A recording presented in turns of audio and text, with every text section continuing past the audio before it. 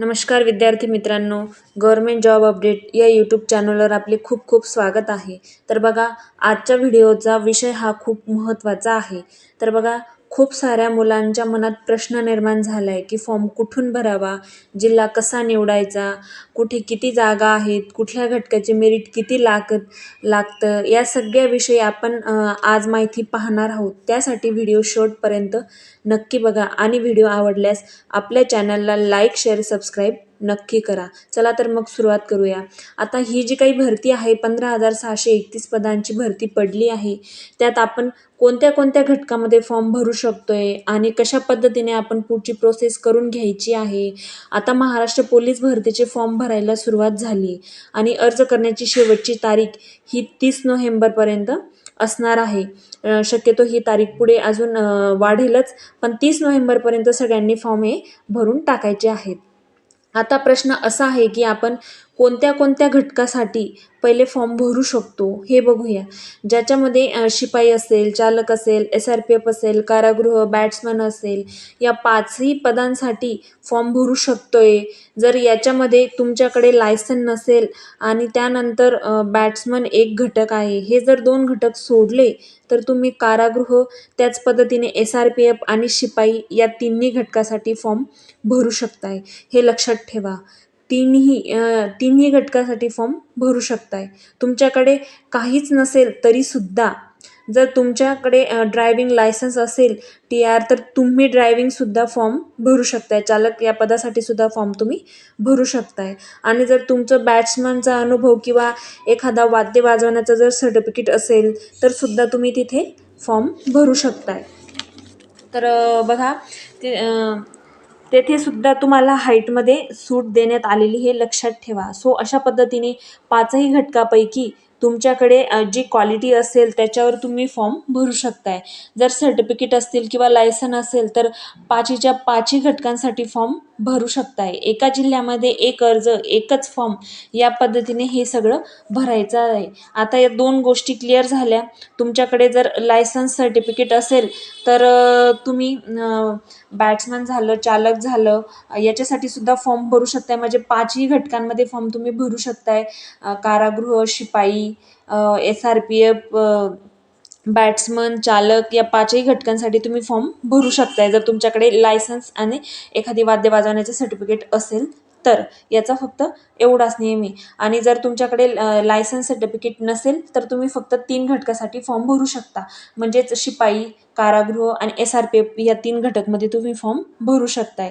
फक्त एक नियम असा आहे की एका घटकाला एका जिल्ह्यामध्ये फॉर्म भरल्यानंतर त्याच घटकेला दुसऱ्या जिल्ह्यामध्ये फॉर्म भरता येणार नाही. ही गोष्ट लक्षात ठेवायची. मी परत एकदा सांगते. बघा, एका घटकाला जर एका जिल्ह्यामध्ये फॉर्म भरल्यानंतर त्याच घटकेला दुसऱ्या जिल्ह्यामध्ये फॉर्म तुम्हाला भरता येणार नाही आहे. या पूर्ण प्रोसेस चेंज करून टाकलं आहे, कारण की आधार कार्ड लिंक करायला सांगितले आणि त्या आधार कार्डवरून सगळ्या गोष्टी होणार, की जसं SSC JDला वगैरे होतं किंवा SSCची एक्झाम होते तसं. आता खूप महत्त्वाचं आहे की फॉर्म कोणत्या जिल्ह्यात भरावा. जर एकंदरीत एक विद्यार्थी जर आपण पकडला तर याचा विचार कसा करायचा तुम्हाला सांगते. की तुमचा पहिला होम जिल्हा, तुमचा कोणता जिल्हा आहे ते तुम्ही बघा. त्या जिल्ह्याला तुमच्या कास्टला किती जागा आहेत बघा. आणि मग विषय असा असतो की फॉर्म कुठे भरावा, हा विषय थोडासा वेगळा असतोय. लक्षात ठेवा. आपली तयारी किती, फक्त फिजिकलची नाही, फिजिकल, लेखी आणि हे दोघी ओव्हरऑल मेरिटसाठी आपण किती पद्धतीने मार्क्स घेऊ शकतोय याच्यावरती ह्या सगळ्या गोष्टी डिपेंड असतात. आणि मग तुमच्या जिल्ह्याला त्या घटकासाठी किती अर्ज येऊ शकतात, पाठीमागच्या वेळी किती आलेले होते, पाठीमागच्या वेळेस मेरिट किती लागलेलं होतं, हे सगळं गोष्टी तुम्ही बघायच्या आहेत. आणि त्यावेळी किती लागू शकतं आणि ह्यावेळी आता किती लागू शकतं याची सगळी इन्फॉर्मेशन तुम्हाला काढावी लागेल. त्यासाठी पहिला तुमच्या जुन्या जिल्ह्यात किती जागा होत्या, त्यावेळी कट ऑफ किती लागलेला होता आणि आता किती लागू शकतो, हा एक विषय आहे. लक्षात ठेवा. यावरून समजून जाते की कुठे फॉर्म भरायचा, कुठे नाही. समजा एखाद्या विद्यार्थ्याला एखाद्या कास्टसाठी EWS फिजिकलला 40-42 मार्क्स असतील आणि अड 38चा कट ऑफ लागू शकतोय, तो सेफ झोनमध्ये आहे. पण पुढे जाऊन जर त्या जिल्ह्याला जर जागा कमी असतील तर मग कॉम्पिटिशन वाढणार आहे आणि मग तिथं फॉर्म भरायचं का नाही हा पण एक विषय असू शकतो. त्यामुळे एकंदरीत त्या जिल्ह्याची असलेली कॉम्पिटिशन याचासुद्धा विचार इथं फॉर्म भरताना करावा लागतो. काही विचार न करता फॉर्म भरू नका, कारण इथं तुमचं खूप मोठं नुकसान होणार आहे. योग्य त्या ठिकाणीच फॉर्म भरणं म्हणजेच 15 ते 20% यश मिळवण्यासारखं असतं. लक्षात ठेवा, तुम्ही जर योग्य ठिकाणी फॉर्म भरला तेच तुमचं 15 ते टक्के यश हे निश्चित करून टाकतं. समजा एकंदरीत तुम्हाला किती मार्क्स पडत आहे, फॉर एक्झाम्पल फिजिकलला तुम्हाला 40 मार्क पडत आहे, लेखीला तुम्हाला 60 मार्क घेत आहे, 60 आणि 40 100, तर 100 मार्काला सिलेक्शन होऊ शकतं का?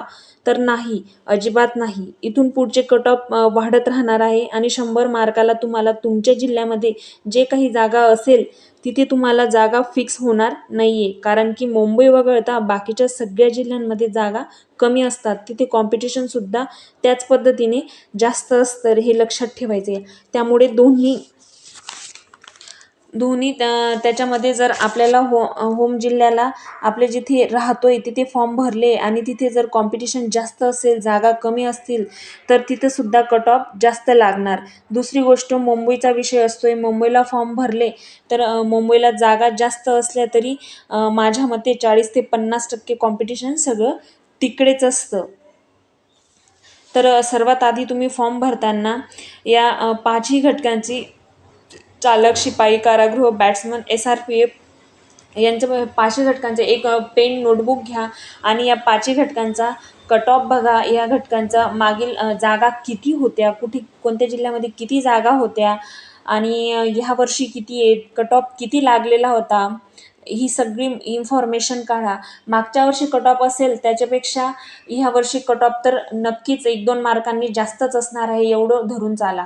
कारण की भरती खूप म्हणजे पोरांची संख्या खूप आहे आणि भरतीची जागा खूप कमी आहेत. त्यामुळे कॉम्पिटिशन हे भरपूर असणार आहे. त्यामुळे मागच्या कट ऑफपेक्षा 2-3 मार्क्स तुम्ही वाढवूनच कट ऑफ तुम्ही पकडून चालायचं आहे. ही सगळी इन्फॉर्मेशन काढा की कोणत्या घटकाला किती कट ऑफ होता, कुठे किती होता आणि मगच तुम्ही तसा जिल्हा निवडून तुम्हाला सोयीस्कर पडेल असा तुम्ही जिल्हा निवडून फॉर्म भरायचा आहे. त्यामुळे फॉर्म भरायला घाई करू नका.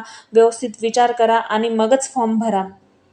आणि लेखीलासुद्धा तुमची तयारी तुम्ही बघा की तुमची तयारी किती झालेली आहे, की तुम्हाला लेखीला किती वेळ आहे, फिजिकलला किती वेळ आहे, तुमची तयारी किती झालेली आहे, कुठे किती कॉम्पिटिशन असतं, हे सगळ्या गोष्टींचा विचार करायचा आहे अगोदर आणि मगच तुम्ही फॉर्म भरायचा आहे.